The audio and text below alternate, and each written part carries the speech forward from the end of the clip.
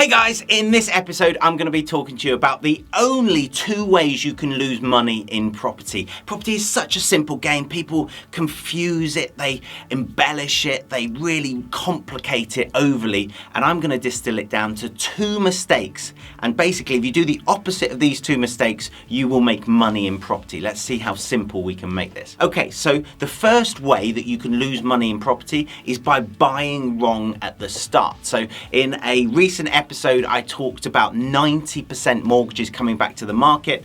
Let me clarify. 90% mortgages for second-hand property, not for new builds, because the lenders know that new builds have got a premium built into them, the shiny premium as I like to call it, because it's never been lived in, because you've got a good sales office, you've got a good sales team, they're throwing in left, right and centre the carpets and the white goods and sometimes furniture. And so we know that new build property often will drop in value. Now I've bought flats, new build flats, 8 years after they've been first bought for 60% of what they went for 8 years before. That's nearly a whole property cycle, and it just shows how much those new build properties can be inflated. And so the first way you can lose money is by buying wrong. So paying too much for the property, buying in the wrong area, the wrong town, if a town shrinking, for example, buying in a place where you aren't going to be able to rent the property, where there's not enough rental demand. Often developments have got guaranteed rental for 2 years. It's because there's no rental demand right now. So they're just charging you more for the property and then giving it back to you in rent. That's very, very common. So buying property wrong at the start is a surefire way to lose money from your property investing. Now, the flip side of that is if you are going to buy correctly, if you buy property right at the start, you buy in the right area at the right price, right rental demand, then you're going to make money in it. You can't fail to make money because over the long term, property is a solid long-term investment. So that's the first mistake that will guarantee you lose money.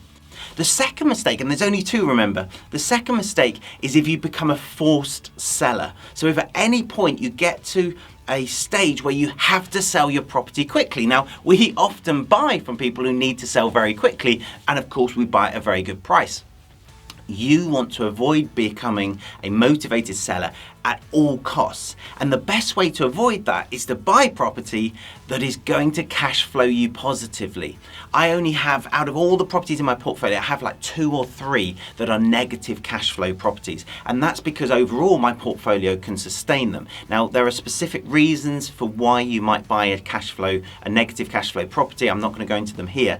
But for the vast majority of investors, especially for their first 10 or so investments, they should all be cash flow positive. They should all bring you money, put money in your pocket every single month of the year.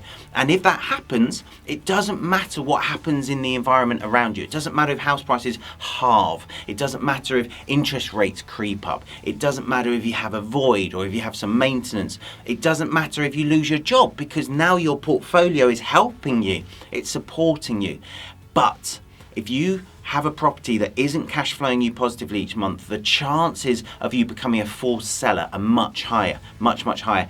And then you have to sell at auction, or you have to sell very quickly and you're dropping the price, and that's where you can lose money in property. If you avoid those two mistakes, guys, your property journey will be very, very smooth. You will make money when you buy, that's the old adage. You'll make money when you're renting the property out, and you'll make money when you sell. If you've enjoyed this episode, click the notification bell, hit the subscribe button, and I will see you on our next episode. Until then, happy investing.